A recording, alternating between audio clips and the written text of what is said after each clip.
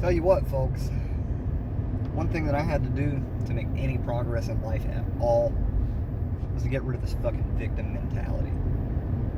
And I don't care what you do. If you want to be a victim, go ahead, dude. It's no skin off my back. And I promise you I got plenty enough to worry about. But I had to get rid of it. I had to, by any means necessary. I think it was David Goggins who so famously said, "The struggle is real. It doesn't get any easier. You have to get harder." And there's so much truth to that.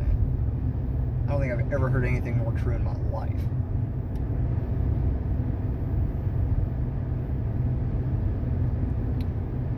But you do.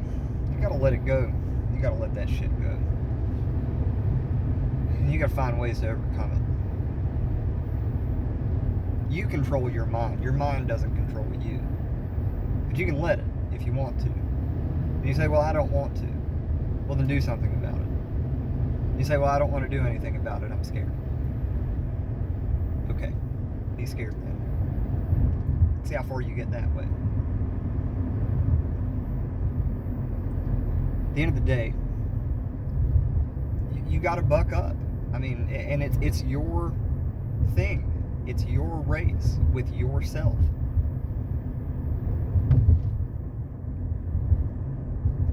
You don't have to compare yourself to other people because, I mean, people do that all the time.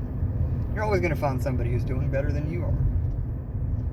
Anytime I think I'm good at playing the guitar, I see some Japanese kid who can play 10 dance circles around me. I mean, you're always going to have that. It's your race with yourself, and you don't have anything to prove to anybody but you.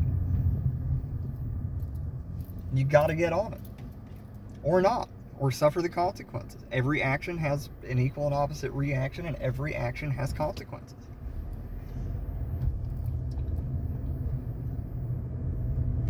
Indecision is a decision.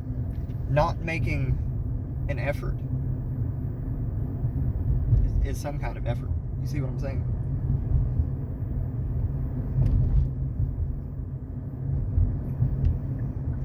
And there's going to be all kinds of people that come along to judge you about it. And come along and tell you that you're wrong, or that you haven't got the right idea, or that you're insensitive to the struggles of other people. And it's not that I'm insensitive to the struggles of other people. It's that I simply don't have the time to care about it. I mean, yes, I like to help people, and I like to help people any way that I can, but at the end of the day, if you're in a bad situation, it's mostly your fault. Probably. Not always. But I can tell you, anytime that I ever was in a bad spot, or not doing very good, or what, it was almost totally my fault. It always fell squarely on my shoulders. Because I have a choice as to whether or not I'm going to be a successful person, as to whether or not I'm going to be a happy person, a productive person, a good father, a good son. I have that choice every day. And it's totally up to me. It's not up to anybody else. Why would it be? I'm in a race with myself.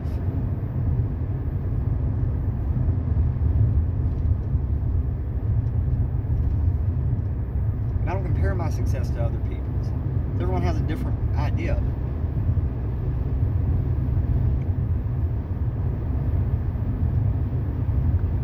And when those people come along and they judge you for it, the only thing to do is to put a big middle finger up and say, listen, this is who I am. And if you don't like it, go away. And eventually they will. And then people will come into your life who actually appreciate you, actually want to exchange energy fairly with you, and not just see what they can get out of you. I had to go through a lot of struggle and a lot of heartache to find out who I was and what I wanted out of life. And now that I know what that is, now that I know what my purpose is and what I really want to do, how I really want to spend my time, I will stop at nothing. Absolutely nothing. I am unstoppable, and you are too, the second that you decide that you're capable and that you deserve it.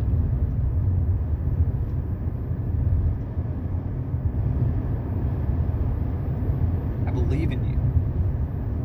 And I know there's so many of you out there who've never been told that.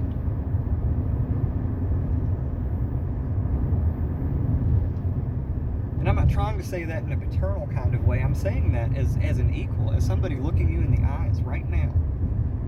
I believe in you. And you can do it. How bad do you want it? That's the question.